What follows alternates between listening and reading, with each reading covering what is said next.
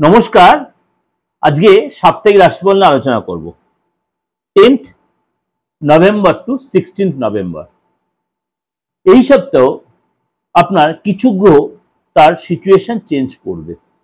যেমন আপনার বৃহস্পতি চেঞ্জ হবে। আপনারা আমার যারা ট্রানজিটের প্রোগ্রামগুলো নিয়মিত তারা জানেন যে কোন গ্রহ কবে ট্রানজিট হচ্ছে কি এফেক্ট হচ্ছে। 10th নভেম্বর টু 11 নভেম্বর বৃহস্পতি তার কর্কট রাশিতে কিন্তু বক্রী হবে।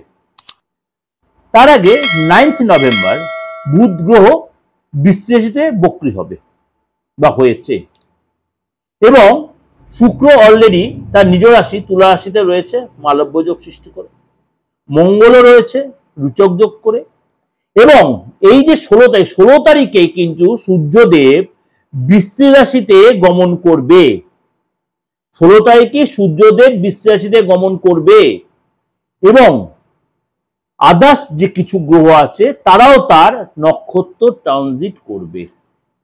সেগুলো আপনি আমার ট্রানজিটের প্রোগ্রাম শুনে জানতে হবে। কিন্তু এই যে গ্রহের সিচুয়েশন চেঞ্জ হবে প্রত্যেক সপ্তাহ বা প্রত্যেক 2 দিন 4 দিন অন্তর কিছু না কিছু গ্রহের তার সিচুয়েশন চেঞ্জ হয়।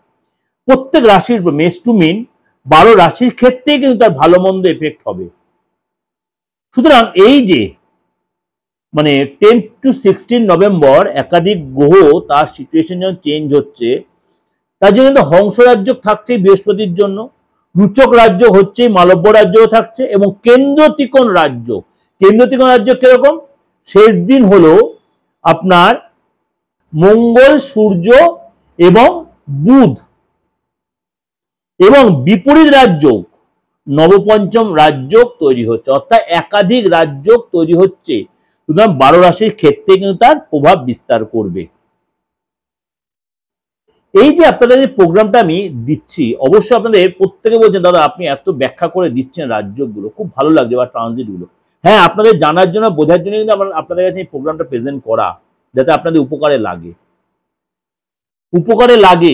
কারণ আপনারা যারা শিখছেন, যারা অ্যাস্ট্রোলজি কালচার এবং অ্যাস্ট্রোলজিকে ভালোবাসেন, তাদের জন্য কিন্তু আমি এটাকে এত ডিপলি আপনার সামনে আলোচনা করি, আপনাদের সাথে আমি এত ওপেনলি আলোচনা করি। চলুন তাহলে জেনে নিই আজকে আপনার রাশি কি বলছে। কুম্ভ রাশি এই সপ্তাহে কিন্তু আপনার যথেষ্ট পজিটিভ থাকবেন, কোনো গুড নিউজ পেতে পারেন। কেরিয়ারে ক্ষেত্রে আপনার নেটওয়ার্কিং যথেষ্ট বাড়বে, লাভদায়ক হবে। আর্থিক দিক দিয়ে যাদের মধ্যম থাকবে, এবং এই সপ্তাহে আপনি বলো তাড়াহুড়া করবেন না। বেশি তাড়াহুড়া করলে কিন্তু অনেক সুযোগ হাতছাড়া হতে পারে। কথাবার্তা মধ্যে কন্ট্রোল রাখবেন, এবং আপনার রিলেশনের জায়গাটা অবশ্যই সংযত রাখবেন, সততা রাখবেন। অবশ্যই নিজেকে সৎভাবে নিজেকে প্রেজেন্টেশন কোনো ভুল কিছু হয়ে যেতে পারে, ভুল স্টেপ নিয়ে ফেলতে পারেন, তার জন্য পরে অনুশোচনা করতে পারেন। শরীর স্বাস্থ্য ব্যাপারে অবশ্যই, বিশেষ করে খাবারের ব্যাপারে সংযত ব্যায়াম অবশ্যই করবেন, মর্নিং ওয়াক করবেন। সবশেষ শেষের দিকে সপ্তাহের শেষে ব্যক্তিগত কোনো কাজে আপনি শিখবেন এবং শেখার ইচ্ছা বাড়বে, এবং আপনি কোনো কর্মসূত্রে আপনি বাইরে যেতে হতে পারে। এটা আপনাদের জন্য ওভারঅল একটা প্রেজেন্টেশন করলাম, অবশ্যই আপনাদের ভালো লাগবে, এবং আমি খুব জিস্ট করে আপনাদের কাছে দিচ্ছি, ভালো লাগবে, কারণ আমি বেশি বড় বা লেন্দি করতে চাইছি না। অবশ্যই লাইক করবেন, শেয়ার করবেন, যোগাযোগ করতে অবশ্যই বুকিংয়ে ফোন করবেন, এবং সমস্ত ট্রানজিট প্রোগ্রাম দেওয়া রয়েছে একাধিক চ্যানেলে, সেগুলো আপনারা সার্চ করলে জানতে পারবেন। ভালো থাকবেন, নমস্কার।